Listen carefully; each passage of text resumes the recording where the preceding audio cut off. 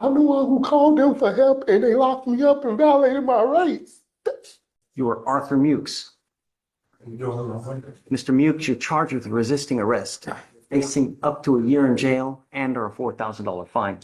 We are going to do probable cause. You have the right to remain silent. Anything you say can or will be used against you. You have the right to have an attorney present. If you cannot afford one, one will be appointed to you, sir. Please. Thank you, Your Honor. A law enforcement officer was dispatched to a disturbance call on April 19th, 2025 in Harris County, Texas.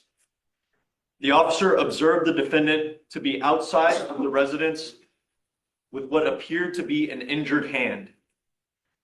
The defendant stated he injured his hand while punching a wall when he was in an argument with his wife. The defendant stated that he had been drinking Crown and requested medical attention to the scene.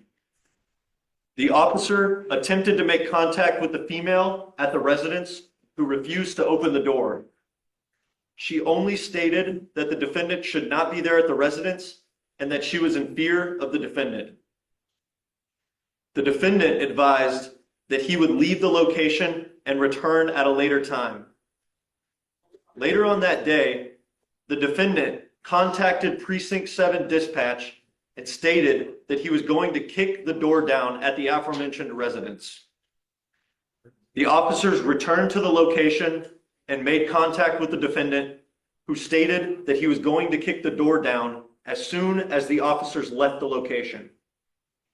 Due to the defendant's apparent intoxication and the danger he posed to himself and others, the officers attempted to place the defendant in custody for public intoxication.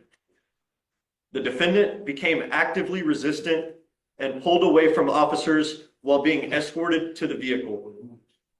The defendant told the officer, quote, "I'm coming for you," multiple times as he refused transport. The assistance of 4 officers was required to place the defendant in a patrol vehicle.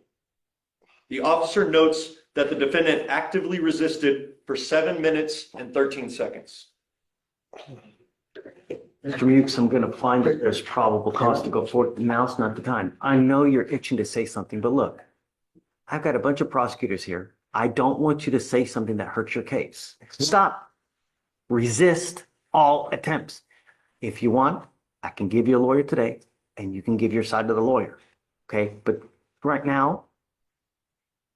Right at the start, we've got a classic courtroom twist.